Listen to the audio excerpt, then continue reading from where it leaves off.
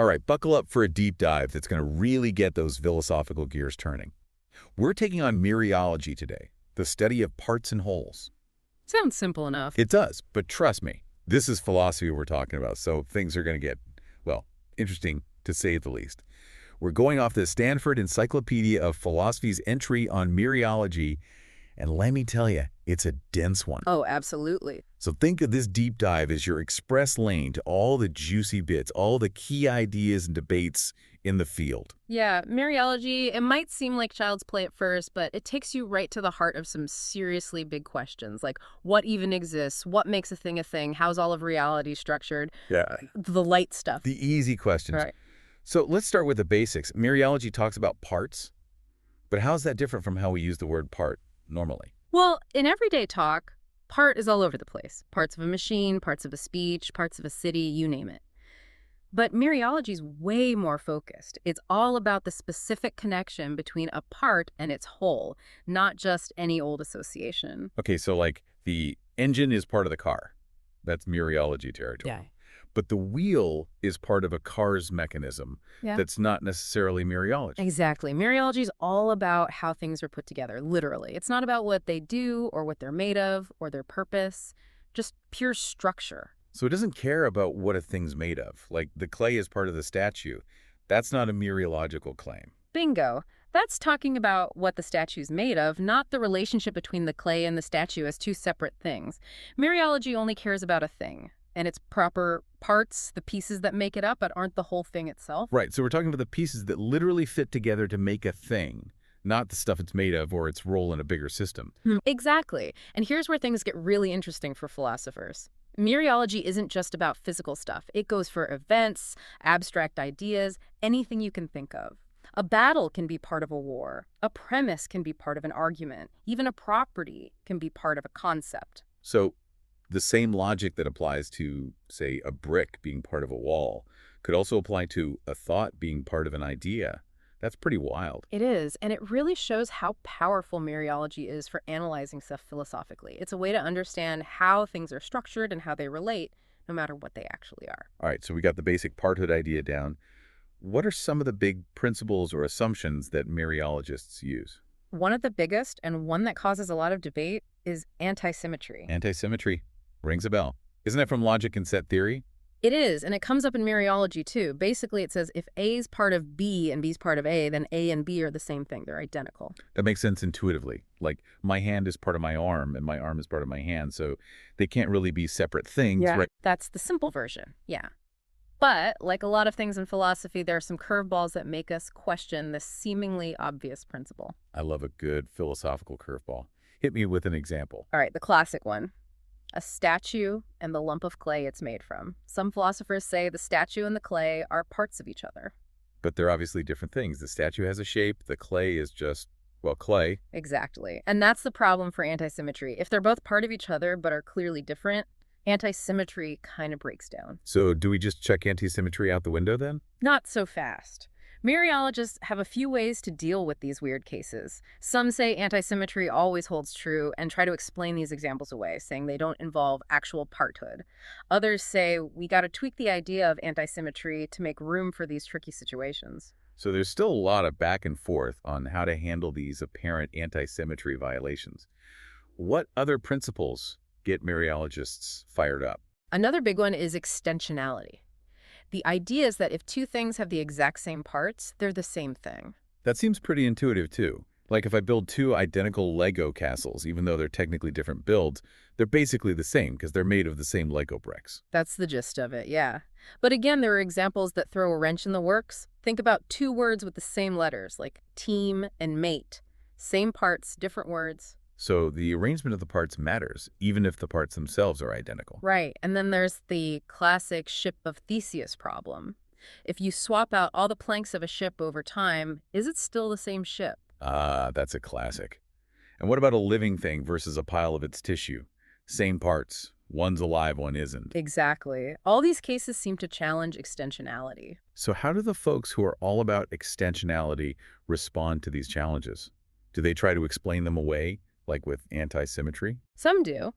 They might say those examples aren't really about having the same parts. Like, Maybe the ship of Theseus slowly becomes a different ship as the parts change, or the order of letters in team and mate makes them different.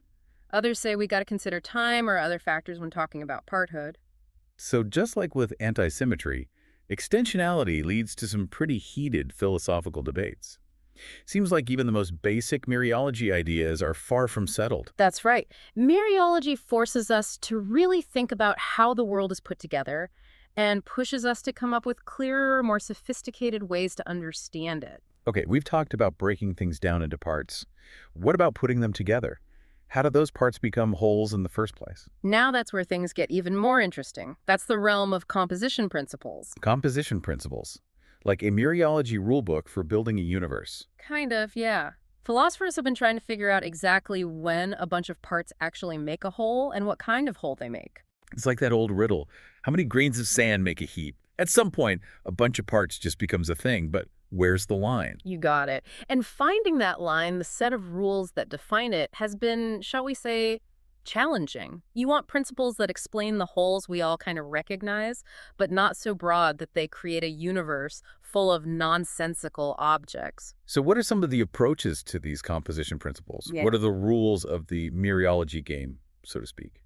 Well, one approach is looking for upper bounds. It means any two things, if they're connected in the right way, have to have something that contains both of them as parts. Think of it like if you got two Lego bricks, there must be some bigger structure that could hold them both. Okay, I get that. But what does connected in the right way even mean? Do the bricks got to be touching, or can they be miles apart? That depends on the specific composition principle you're using. Some say just overlapping is enough. If two things share a part, they got to have an upper bound. Others say they need to be physically connected or relate to each other in some way. So there are different levels of strictness for these principles. Some are more free-flowing, letting lots of things be wholes, while others are more picky. Exactly. And then there's the question of what kind of whole gets made by a bunch of parts. Is it just the sum of its parts, or is it something more? I think we're about to go even deeper down the Mereology rabbit hole, but maybe that's for another time. For now, I think we've given our listener a good intro to the basic ideas and challenges of Mereology. I think so too. And we've only scratched the surface of this fascinating field. And those different kinds of wholes, well, that's where Mereology really starts to get philosophically juicy. Okay, so how do these composition principles change how we understand what even exists? It's not like picking a different principle magically makes new stuff appear in the world, right? Not in a literal physical sense, no. But in terms of like our ontological commitments, the principles we choose can really affect what we see as a real object of study, something that exists in a philosophical sense. So different composition principles lead to different ontologies, different theories about what exists. That's kind of a big deal. It is, it is. Take, for example, a super permissive principle, one that says any collection of parts, whatever they are, forms a whole.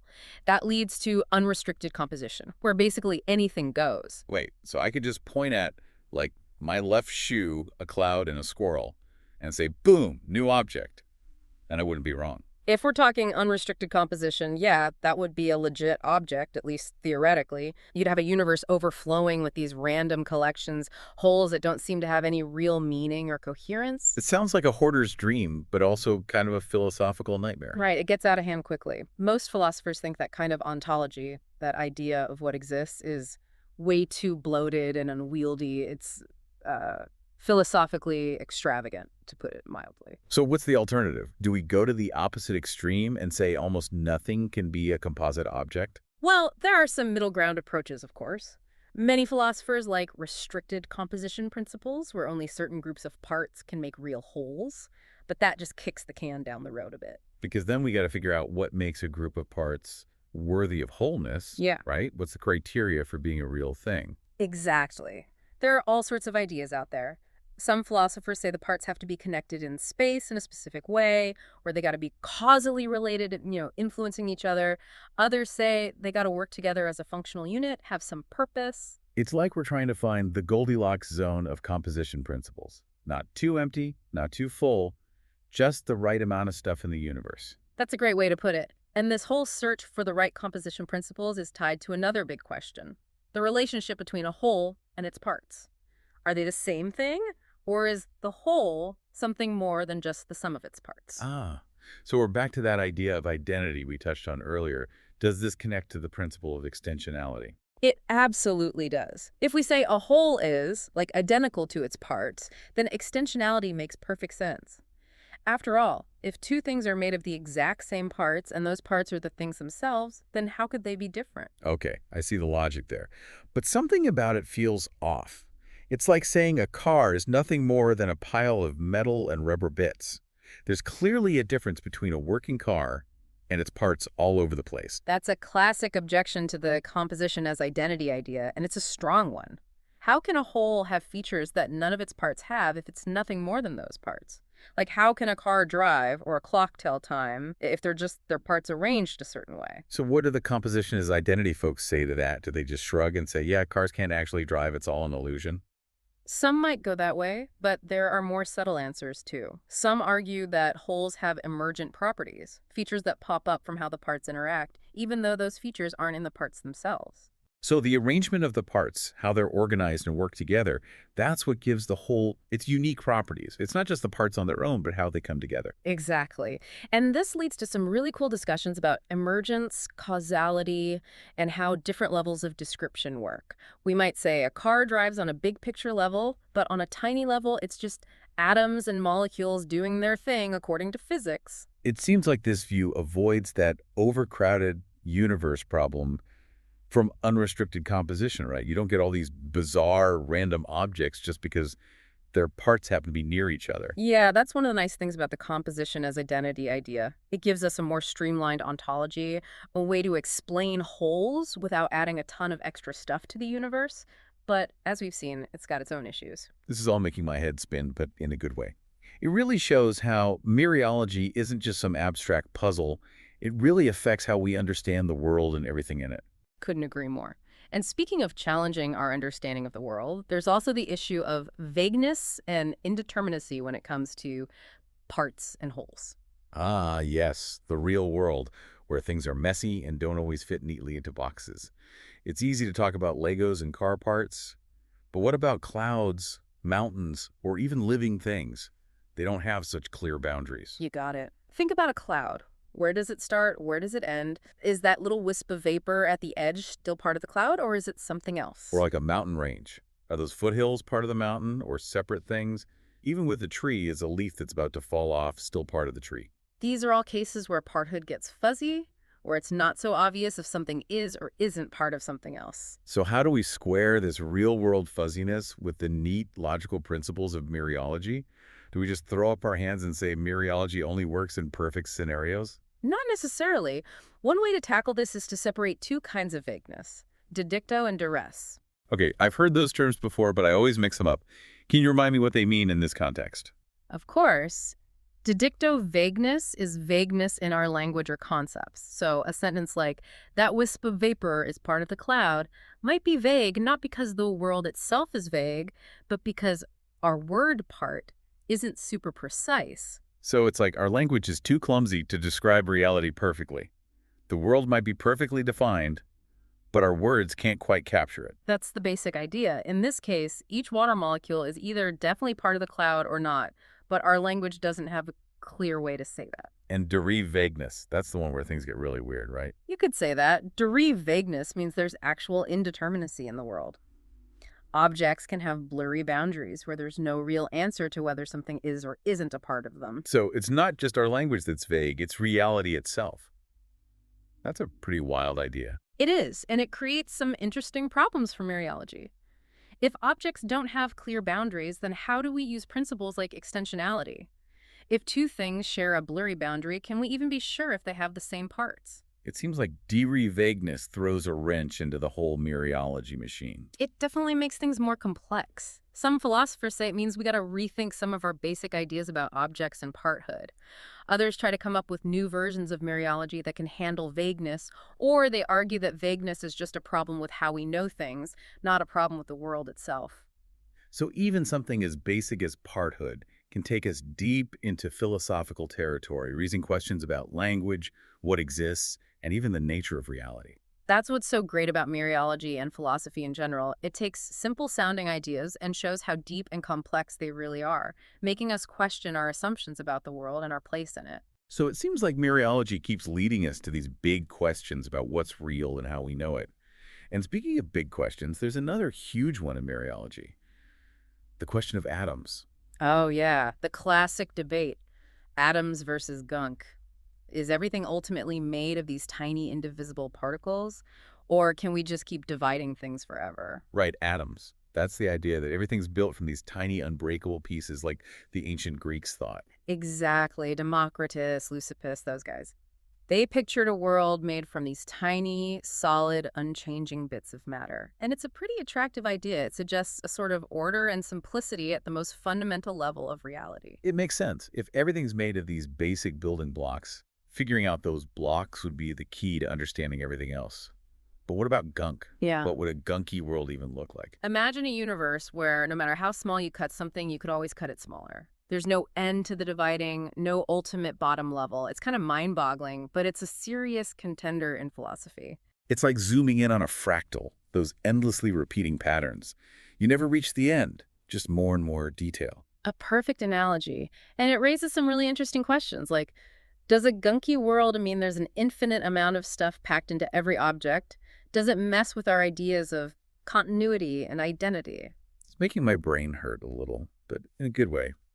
But where does Mereology fit into all this? Does it take sides in the atomism versus gunk debate? Mereology itself doesn't pick a side. It's just a framework for understanding parts and wholes, and it works with both atomic and gunky worlds. So you could have a Mereology system that's built on atoms, or one that's built on gunk, and both would be logically sound. Precisely. You can set up your mereological system with axioms that reflect either view.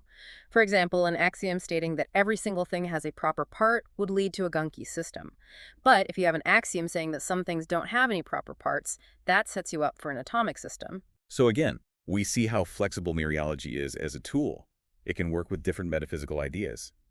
But in the end, whether our world is atomic or gunky, that's a question for physics to answer, right? It seems so. We need evidence to know for sure if there are those fundamental indivisible particles. But the fact that mereology can work with both views shows how connected it is to other areas of knowledge. It's not just some isolated logical game, it has implications for how we understand the physical world and what reality is all about. Well, we've covered a lot of ground in this deep dive. We've unpacked the basic ideas of Mereology, wrestled with those tricky principles of antisymmetry and extensionality, explored the crazy world of composition principles, and even dipped our toes into the mind-bending concept of gunk.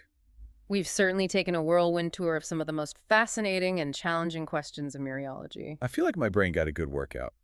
I bet our listener, who we know loves a good philosophical puzzle, is feeling the same way. And as with any good philosophical exploration, we've probably created more questions than we've answered. That's the best part, right? It's not about finding all the answers. It's about the journey, the excitement of exploring these complex ideas. And speaking of journeys, this is where our mereological adventure ends, at least for today. But don't forget, this deep dive was just the beginning. There's a whole universe of mereological thought out there waiting to be discovered. And if you're feeling inspired to keep exploring, we definitely recommend checking out the Stanford Encyclopedia of Philosophy's entry on mereology. It's packed with info and further reading on all the stuff we talked about and so much more. Here's one last thought to chew on. If we accept that vagueness is a real thing in the world, not just in our language, does that undermine classical logic with its clear categories and sharp distinctions? Or is there a way to make those seemingly incompatible views work together? Ooh, that's a good one to ponder. And with that, we'll say goodbye for now, fellow mereology fans.